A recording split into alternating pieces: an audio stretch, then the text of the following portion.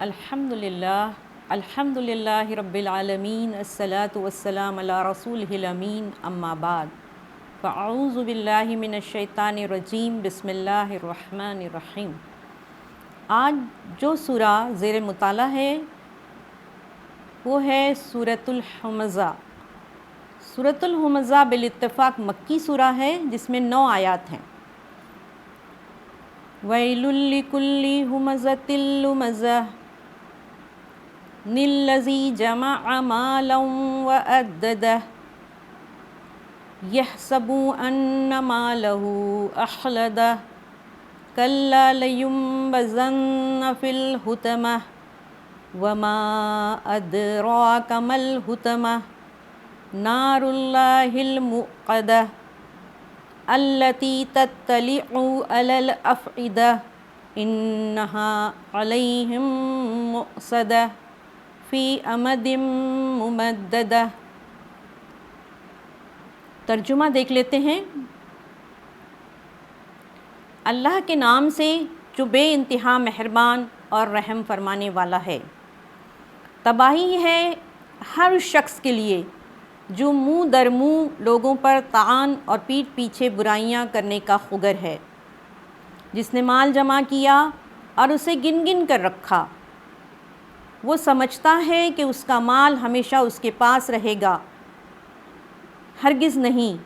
وہ شخص تو چور چور کر دینے والی جگہ میں پھینک دیا جائے گا۔ اور تم کیا جانو کہ کیا ہے وہ چور چور کر دینے والی جگہ؟ اللہ کی آگ خوب بھڑکائی ہوئی جو دلوں تک پہنچے گی، جو ان پر ڈھانپ کر بند کر دی جائے گی، اس حالت میں کہ وہ اونچے اونچے ستونوں میں گھرے ہوئے ہوں گے۔ سورۃ الہمزہ میں مفسرین کا خیال ہے کہ جو یہ پہلی آیت یہاں جو پیش کی گئی ہے، ویل لکل ہمزۃ لمزہ، یہ ان کفار کے متعلق نازل ہوئی تھی جو کہ رسول اکرم صلی اللہ علیہ وسلم اور اہل ایمان پر طعن و تشنیع کرتے تھے، ستاتے تھے، جن میں امیہ بن خلف اور ولید بن مغیرہ کے نام سر فہرست ہیں۔ اس کے علاوہ یہ جو کردار یہاں پیش کیے گئے ہیں، ویل لکل ہمزۃ لمزہ، جو کہ لوگوں کے اوپر طعن و تشنیع کرتے ہیں، منہ در منہ اور پیٹھ پیچھے برائیاں کرتے ہیں، عمومی طور پر ہمارے معاشرے میں بھی ہمیں یہ کردار نظر آتے ہیں۔ یہ ایسے 2 برائیاں ہیں اخلاقی جس کو کہ اللہ تعالیٰ نے بتایا ہے کہ یہ برائی کس بنا پر پیدا ہوتی ہے انسان کے اندر۔ سب سے پہلی بات تو یہ ہے کہ جب آدمی آخرت پر کا یقین نہیں کرتا اور وہ اپنے آپ کو آزاد خیال کرتا ہے، غیر ذمہ دار خیال کرتا ہے، جس کی بنیاد پر یہ کردار سامنے آتا ہے۔ ہم دیکھتے ہیں کہ کسی مجلس میں جب چند لوگ جمع ہوتے ہیں، ہم خیال لوگ، ہم مزاج لوگ، اور وہاں پر کوئی غریب ہے یا کوئی شریف ہے، تو ایسے شخص کے لیے آپس میں لوگ آنکھوں کے ذریعے، اداؤں کے ذریعے، مسکراہٹوں کے ذریعے سے تبادلہ کرتے ہیں اور اس شخص کو نشانہ بناتے ہیں۔ تو اس حالت میں وہ شخص بیچارہ جو کہ جسے چڑھایا جا رہا ہے، ایک طرح سے جسے ستایا جا رہا ہے، جسے تختہ مشق بنایا جا رہا ہے، وہ بہت ہی آڈ محسوس کرتا ہے، اور اس شخص کو جس کو کہ نشانہ بنایا جاتا ہے وہ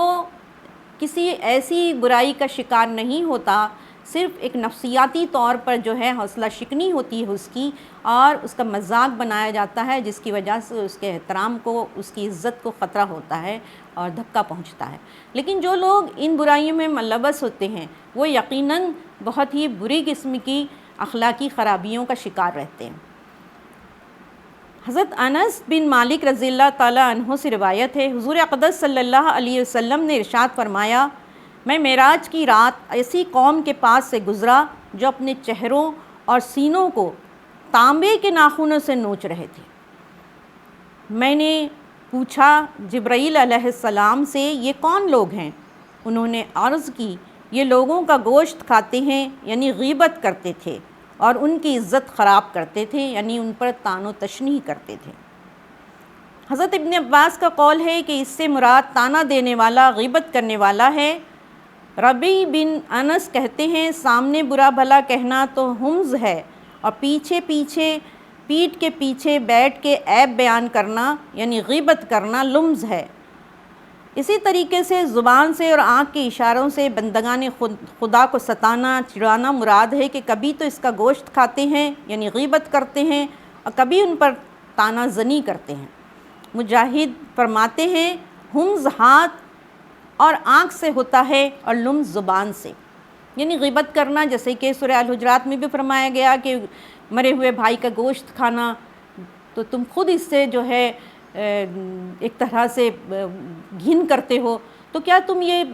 چاہتے ہو کہ تم جو ہے اپنے مرے ہوئے بھائی کا گوشت کھاؤ؟ یعنی ایک ایسا شخص جو کہ موجود نہیں ہے، اس کی غیر موجودگی میں اس کی برائی کرنا۔ تو ایک مرتبہ اسی طریقے سے حضرت عائشہ نے فرمایا یا رسول اللہ، ایک عورت آئی تھی جو کہ ٹھنگنی تھی، اب صلی اللہ علیہ وسلم نے فرمایا عائشہ تم نے ایسی بات کہی ہے کہ اگر وہ سمندر میں ڈال دی جائے تو دنیا کے سارے سمندر زہریلے ہو جائیں۔ تو حضرت عائشہ نے فرمایا یا رسول اللہ یہ تو اس کے اندر یہ چیز تھی کہ اس کا قد چھوٹا تھا۔ تو آپ صلی اللہ علیہ وسلم نے فرمایا کہ جو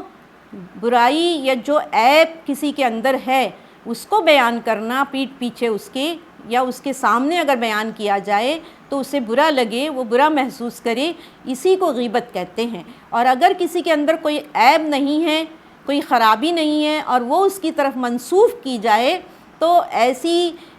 حرکت کو بہتان کہتے ہیں۔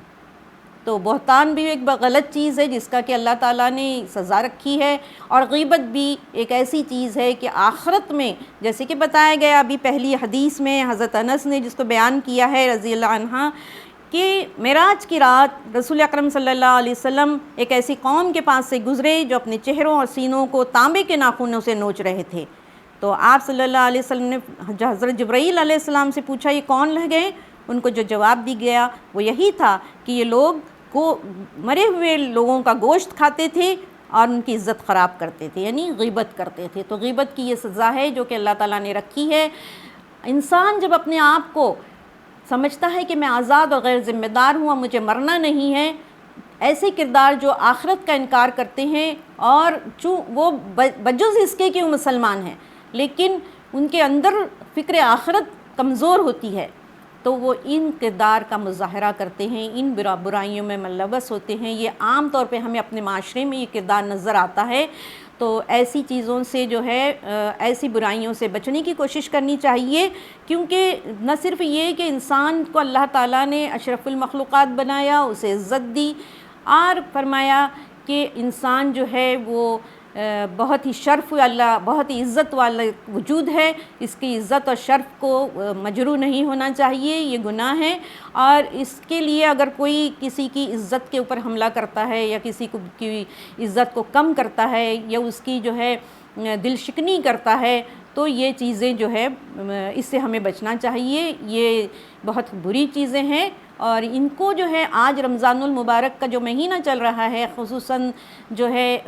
عبادت کا مہینہ، نیکیوں کا مہینہ، تربیتی مہینہ چل رہا ہے جس میں کہ ہم اپنی اصلاح کر سکتے ہیں، ہم اپنے اندر تقویٰ کو پرمان چڑھا سکتے ہیں۔ تو اللہ سے دعا ہے، میں اپنے کو بھی تقویٰ کی نصیحت کرتی ہوں اور آپ سب سامعات کو تقویٰ کی نصیحت کرتی ہوں۔ اگلی آیت میں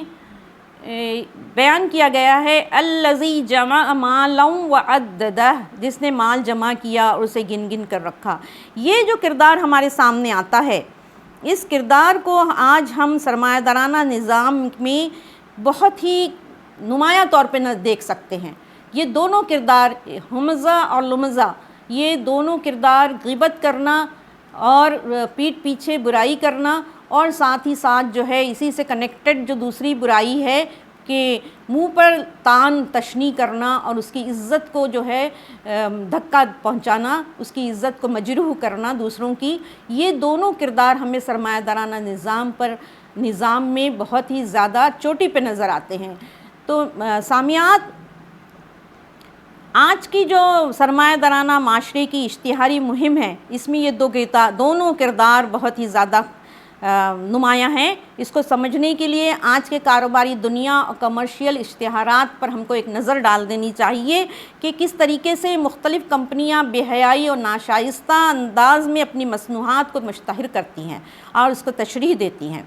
تو یہ بات ہمارے سامنے رہنا چاہیے کہ کمپنیز جو ہیں اپنی اشتہارات کو فروغ دینے کے لیے، اپنے مال کو فروغ دینے کے لیے اپنے اشتہارات کے ذریعے سے بے حیائی کا ایک ماحول بناتی ہے، اور جس طریقے سے ماڈلز جو ہیں انداز دکھاتے ہیں، جو ادائیں دکھاتے ہیں، جو نگاہوں کو جس طریقے سے نگاہوں کے تیر چلاتے ہیں، اس سب کی بنیاد پر جو ہے وہ ایک ایسی چیز حاصل کرنا چاہتے ہیں جس سے کہ ان کو ناجائز طور پر مال ملے، اور ان کی چیزوں کو وہ اس طریقے سے پیش کرتے ہیں کہ لوگوں کی کمزوریوں کو ابھارتے ہیں، اور نہ چاہتے ہوئے بھی لوگ جو ہیں ان اشتہارات سے، ان ماڈلز کے اداؤں اور انداز سے متاثر ہو کر وہ چیزیں خریدنے پر مجبور ہو جاتے ہیں، جس سے ہمارے معاشرے میں جو ہے ایک خلفشار مچ جاتا ہے اور معاشرہ جو ہے وہ روبہ زوال ہوتا ہے۔ دوسری بات جہاں کہا گیا کہ جو مال کو جمع کرتے ہیں اور گن گن کر رکھتے ہیں، یہ ایک ایسا کردار ہے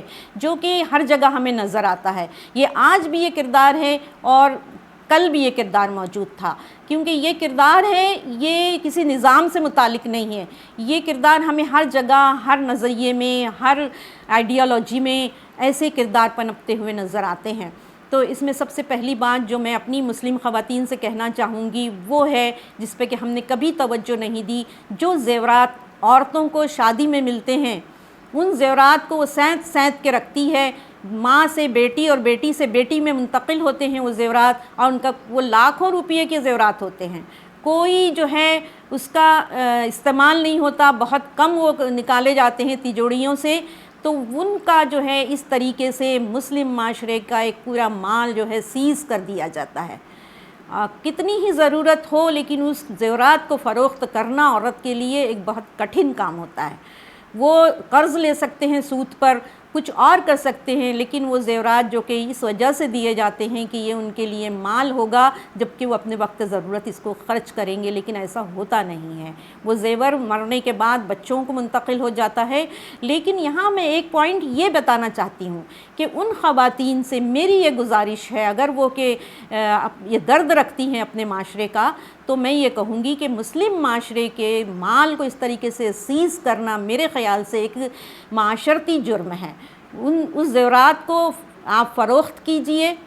وہ مال آپ کسی ایسے ضرورت مند نوجوان کو دیجئے جس پہ کہ آپ کو پورا بھروسہ ہے، جو محنتی ہے، کاروبار کرنا چاہتا ہے۔ تو اس طریقے سے جو ہے آپ اس مال کو پیسہ دے کے کسی کو کام کرنے کے لیے، کاروبار کرنے کے لیے سرکولیٹ کر دیجئے اس مال کو، اور ایک شیئر آپ اپنا اس میں مقرر کیجئے۔ تو یہ ایک بہت ہی اچھا وہ ہے، مشورہ ہے میرا، دردمندانہ مشورہ ہے کہ اگر ہماری خواتین اس طریقے سے کام کرے گی تو نہ صرف یہ کہ وہ صاحب زکوٰۃ بنیں گی اور ان کا مال جو ہے سرکولیٹ ہوگا، اس کا ثواب ان کو ملے گا، اور معاشرہ بھی جو ہمارا مسلم معاشرہ ہے یہ بھی جو ہے اپنے پیروں پر مضبوط ہوگا۔ اگلی آیت ہے یحسبوا ان مالہ اخلدا، وہ سمجھتا ہے کہ اس کا مال ہمیشہ اس کے پاس رہے گا۔ تو یہ کردار جو پیدا ہوتا ہے، یہ کردار پیدا ہوتا ہے، چاہے یہ پہلی آیت میں جو بیان کیا گیا ہے ویل لکل ہمزۃ لمزہ، یا یہ الذی جمع مالا وعددہ، یہ ایک کردار ہے جو کہ اس وقت پیدا ہوتا ہے جب انسان صاحب مال بن جاتا ہے اور وہ اسے سینت سینت کے رکھتا ہے، یعنی کنجوس ہوتا ہے اور بخیل ہوتا ہے۔ تو یہ دونوں جو برائیاں ہیں اخلاقی، اس کے نتیجے میں انسان جو ہے کسی کو نہیں گردانتا، دوسروں کا مذاق اڑاتا ہے، دوسروں